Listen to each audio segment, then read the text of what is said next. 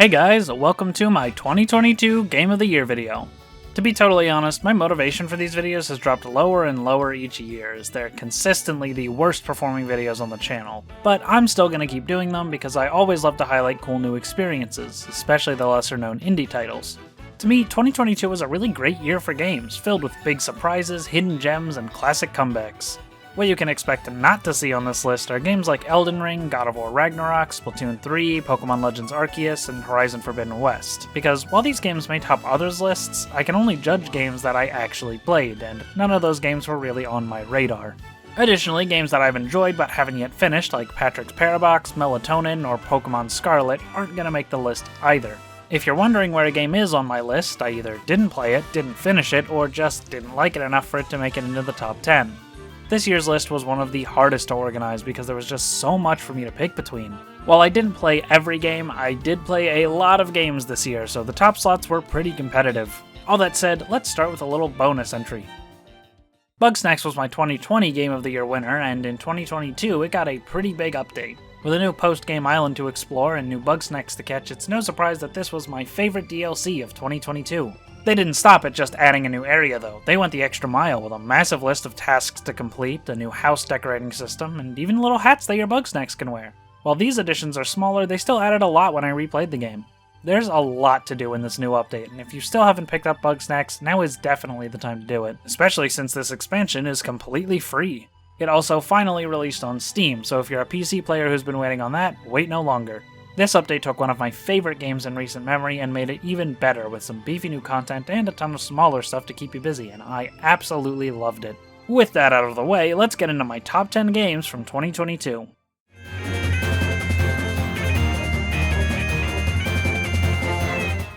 Goodbye World doesn't seem like much on the surface. It's essentially a visual novel that occasionally stops you to play levels of a basic little puzzle platformer. As you may have guessed, it's the game's excellent story that earns it a spot on my list. Without spoiling too much, the story is about two girls who struggle to make a living while creating games. You watch as the game shows you the history they have together, both as friends and as game developers. As their passion for art slowly fades in the face of cynicism while struggling to make ends meet, you start to understand why art as personal as Goodbye World is so hard to come by, especially in the realm of video games. The commercialization of art under capitalism puts artists in a difficult space where they can only create what they really want to when it sells. Connie struggles to keep part-time jobs to help pay the bills, and as time goes on, her cynicism increases. When her only friend and co-developer Kumade leaves to take on a full-time job, Connie loses hope for the project. When she pitches her niche, fairly unimpressive game to a publisher, she gets harshly rejected and all but gives up on developing entirely. It's a heartbreaking story about how competitive the games industry is for budding, passionate artists. It breaks them down and forces them to either work on something they have no passion for or give up entirely. And yet, Goodbye World, the game, exists, and it's beautiful.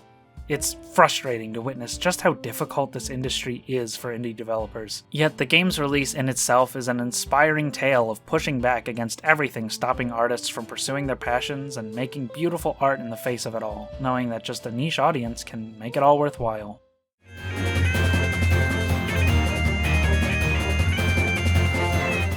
I've mentioned before how much I love precision platformers, and Tightrope Theater is one of the more unique entries in the genre. Its level design gimmicks are really clever and make for a very satisfying challenge.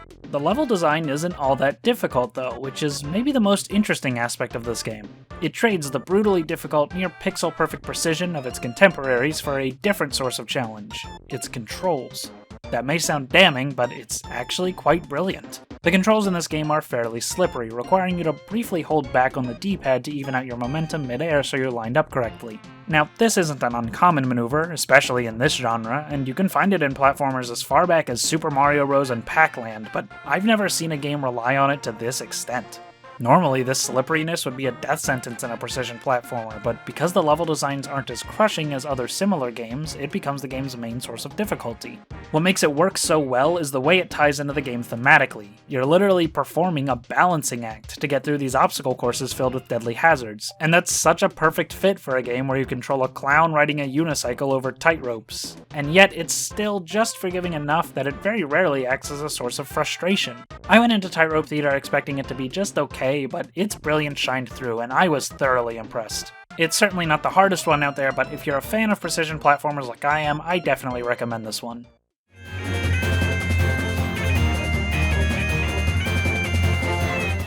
I want you to imagine what it might look like if you translated the design philosophy of a precision platformer into 3D. For my money, the best attempt at this has gotta be Knight's Try. See, the thing about that hypothetical question is that a lot of that design philosophy just doesn't translate to 3D at all. In a 2D environment, the developer can anticipate exactly how far a player can jump and in what direction they'll go. But in 3D, you have to account for hundreds of possible angles of movement, platforms with different shapes and sizes, 3D hitboxes, and so on. Because of that, Knight's Try doesn't make you do any super precise platforming. It's somewhat difficult at times, but the knight moves slow enough that the level of precision this game demands of you isn't too overbearing. Rather, it gets its difficulty from a bunch of different set pieces, like avoiding giant blades while dodging incoming boulders, taking cover behind blockades in the environment while a gunman knight shoots at you, climbing up a long vertical tower with spikes and hazards sprinkled throughout, or hopping over spikes while an army of skeleton knights chase after you. It's always throwing something new at you, relying on skills like pattern recognition, timing, and patience rather than pure platforming skill. The game's checkpoint system is what ties it all together. It's split up into 10 sections, and you have to make it to the next checkpoint in one try to continue. But each section is fairly long and tests a lot of different skills at once, so you're unlikely to fluke your way through an entire checkpoint. It demands that you pay attention, understand the challenge it's throwing at you, and proceed through a clear intended path by using your knowledge of the game and your trained skills, not dumb luck. This all culminates in the ultimate challenge, an achievement you get for beating the entire game in one try. Every death will have you restart back to the beginning, and you have to face every challenge the game throws at you all at once in one perfect run.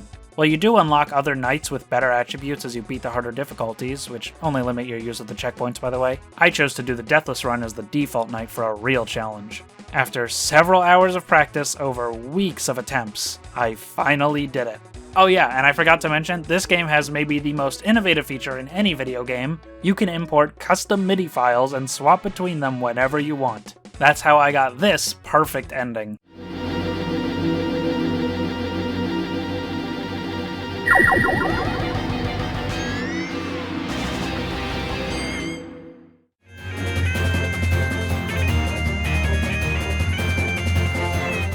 Knight's Try wasn't the only game with a Deathless Run challenge I played this year, but first let's talk about the basics of Neon White. This one is a lot more demanding in terms of pure platforming skill and reaction time, as well as memorization of level layouts. But it works in this game due to its fast pace and brilliant card system. Throughout the levels you'll pick up cards that act as guns with a limited ammo count, and you use them to shoot demons so you can get to the end of the level. Each card also has a unique secondary use that removes the card from your deck, like the pistol's double jump, the rocket launcher's grappling hook, or the shotgun's mid-air dash. Each level is designed to explore new ideas with combining different weapons in different ways, all while constantly nudging you to get better and better.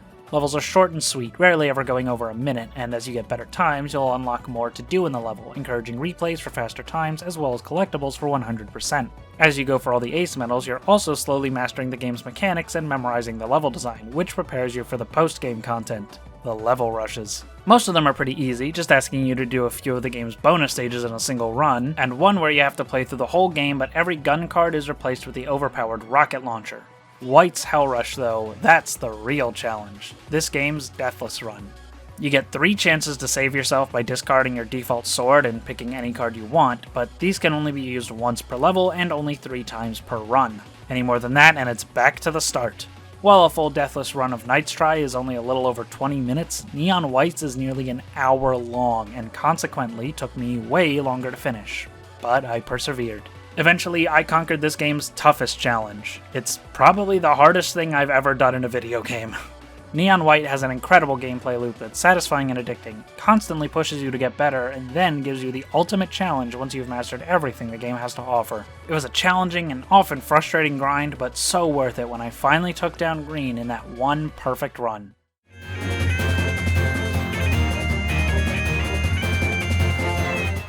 I love Sonic. You guys already know that, at least you probably do, but I love Sonic. That's not to say I love every Sonic game, and Frontiers has been a divisive game to say the least, but if I didn't like it, it wouldn't be on this list. But I loved it. It's almost exactly what I was hoping for when I first heard rumors of an open-world Sonic game. Great sense of speed, fun exploration, a densely packed set of maps with stuff to do around every corner. It took a bit to really click with me, but once it did, I just couldn't put the game down. I had so much fun abusing the physics system to grab memory tokens faster than intended or to fly across the map. This game has some of the tightest controls in the entire franchise, letting you really push the game to its limits. This kind of make-your-own fun gameplay is exactly what I love about Sonic Adventure, my favorite game in the series, and this is the first game in the franchise since then to recapture that magical feeling. Really, no amount of jank or weird design quirks could stop me from loving a game when it's giving me just what I wanted in the gameplay department. And yeah, this game has problems, lots of them. It's definitely not perfect, and with some changes it could have appeared much higher on my list, but what we got is something that appeals to my personal tastes very strongly. Sonic Frontiers may be a mess of a game, but it's my mess and I absolutely love it for it. And my god, the mods for this game, it did not take long for the community to go absolutely bonkers with these mods. Just look at this. Beautiful.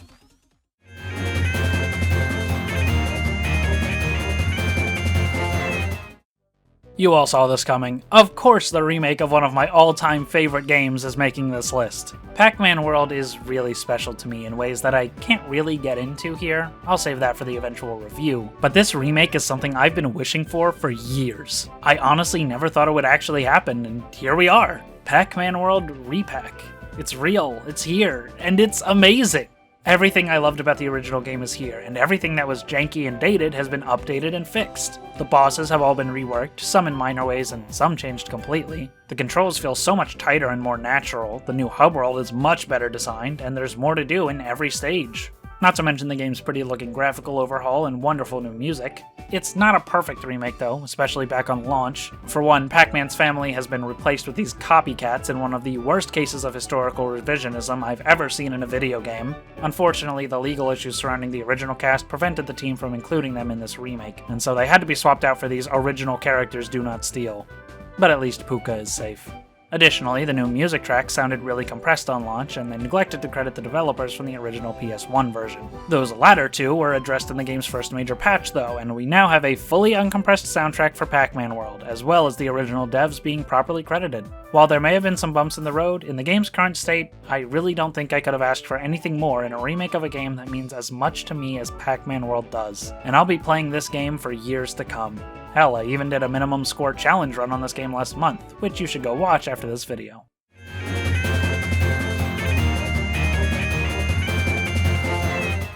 On our last stop on the train of 3D platformers, we have Tinykin. This game kind of came out of nowhere for me. I just kind of stumbled across it one day and picked it up on a whim because it looked fun, and boy was I right about that. The best way I can describe it is like a combination of the Toy Story 2 video game and Pikmin.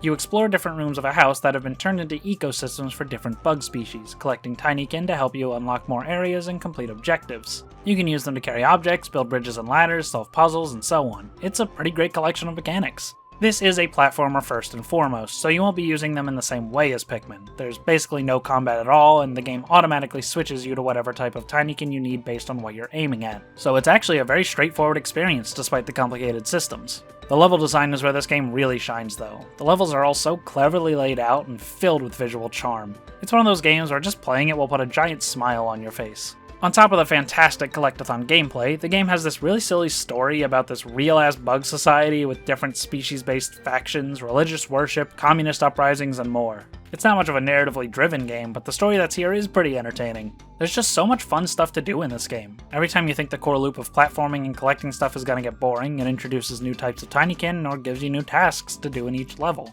I was thoroughly engaged with this game from start to finish. If you're a fan of collectathons, you gotta play this.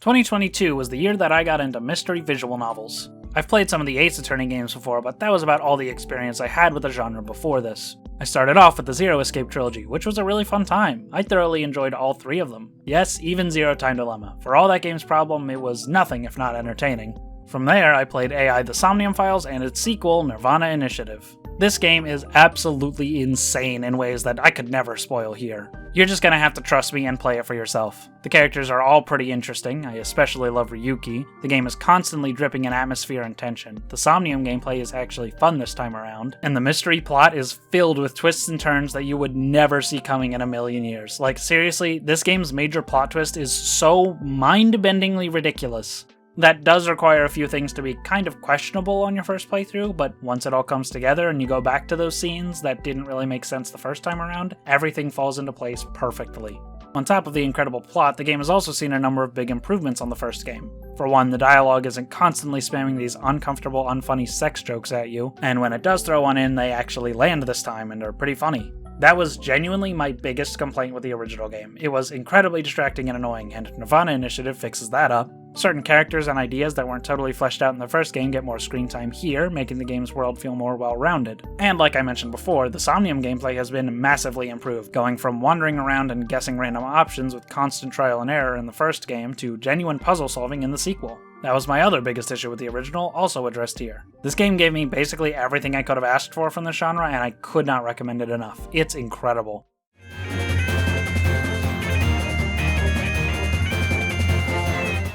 Tunic was the first new game I played in 2022, way back in March, and all these months later, the experience is still so fresh in my mind.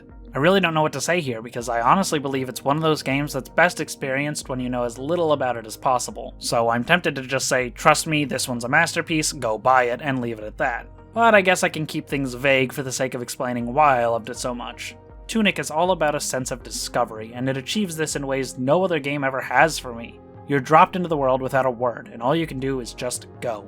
Normally, I hate when games are cryptic and directionless, but that's what makes Tunic so impressive to me. It actually manages to not only pull it off, but do so in a way that was absolutely enthralling. The name of the game is progression, figuring out what to do and where to go without having the game straight up tell you. Discovering the path forward in this game is a reward in itself, and the entire game revolves around that. There are so many secrets and new ideas that it just kept blowing my mind the more and more crazy it got.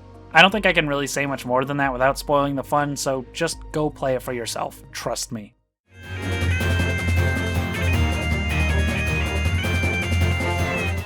You know, I really thought Tunic was going to be my game of the year all year up until one game finally came around to knock it down to second. Bayonetta 3.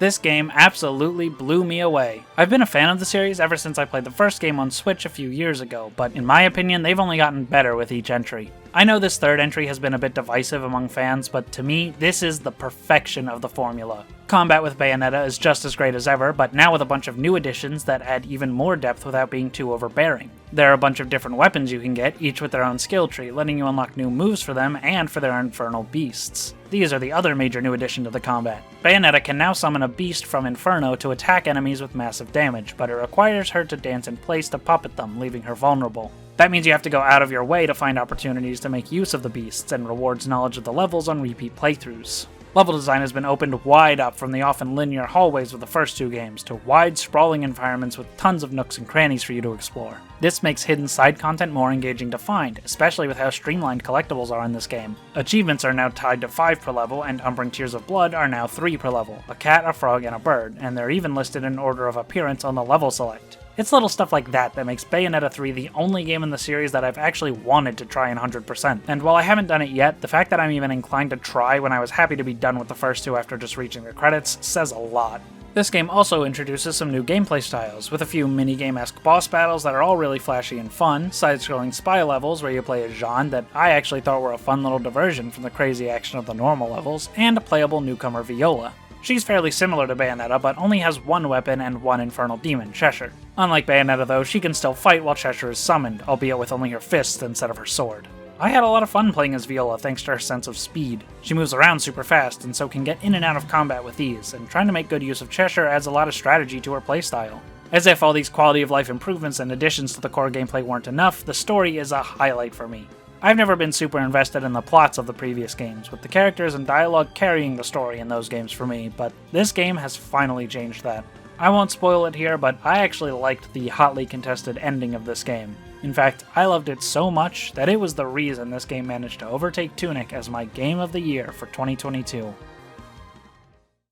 That wraps up yet another year, and what a year it was. Like I said, I really had a hard time narrowing down just 10 picks, and a lot of great games didn't quite make it to my top 10. Still, I'm just glad to get to talk about the things I played and how I felt about them, so I hope you all enjoyed this one. Now that I've wrapped up the Arcade Pac-Man Marathon and my end of year video, we're off to new ventures. I've got lots of cool ideas, including some reviews I've been meaning to get to for a long time, as well as some version versus episodes I'd like to do in the future. I didn't finish the script. Okay, if you'd like to support me as I work towards this new batch of videos, consider donating to my Patreon page, link in the description. Thank you to all the patrons here on the screen, and I'll see you in the next one. Thanks for watching.